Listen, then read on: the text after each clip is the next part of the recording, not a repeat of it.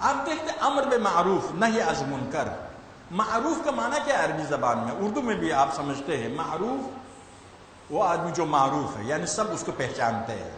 معروف وہی عرفہ، یعرفو، عرفان، معروف یہ اس کے مادہ ہے، اس کے ادبی الفاظ ہے، یعنی شناخت شدہ.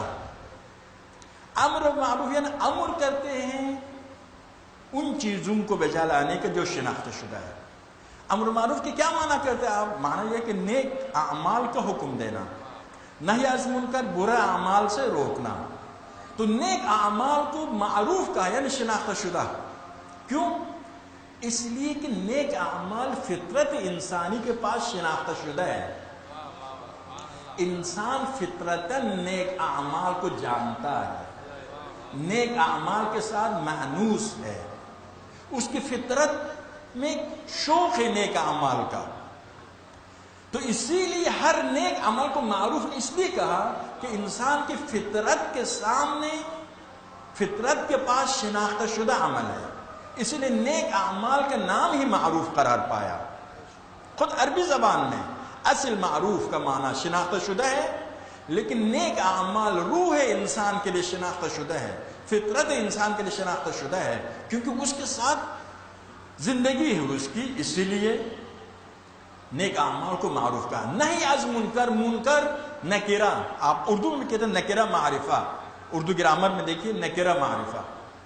نکرہ ناشناختہ، برے اعمال روح انسان کے لیے ناشناختہ ہے، روح انسان اس کے ساتھ مانوس نہیں ہے، فطرت انسان کے لیے ناقابل قبول ہے.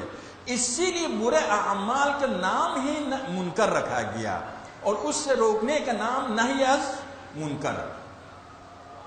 اس لیے کہ خدا نے فطرت انسان میں یہ صفت ہے. اسی لیے عرض کیا مکتب اہل بیت کا یہ عقیدہ ہے کہ تمام نیک اعمال فطرت انسان کے لیے آشنا ہے، مانوس ہے، اور نیک ہونے کی وجہ سے خدا حکم دیتا ہے.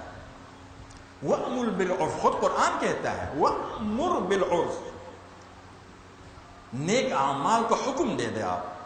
ان اللہ یأمر بالعدل والاحسان، خدا امر کرتا ہے عدل کا اور احسان کا. تو یہ، اور آپ سورہ شمس میں پڑھتے ہیں خدا 11 قسم کھانے کے بعد فَأَلْحَمَهَا فُجُورَهَا وَتَقْوَاهَا، خدا نے الہام کیا ہے انسان کو.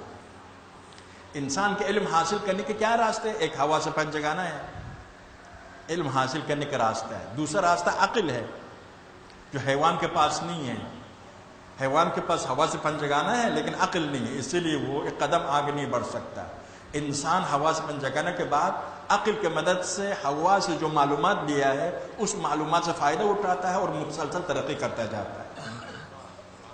تیسرا ذریعہ جو انسان کے پاس علم حاصل کرنے کا ہے وہ وہی الہام الہی ہے، فطری علوم ہے. فَأَلْحَمَهَا، خدا نے انسان پر الہام کیا.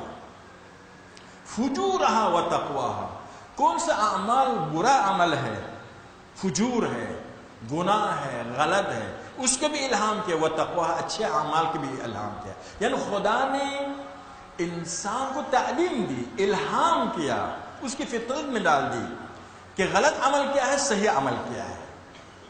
تو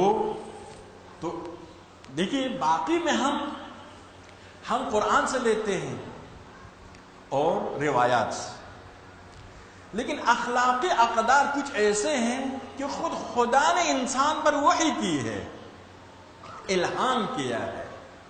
خود خدا نے انسان کی فطرت میں بات ڈال دی ہے. فَأَلْهَمَهَا فُجُورَهَا وَتَقْوَاهَا.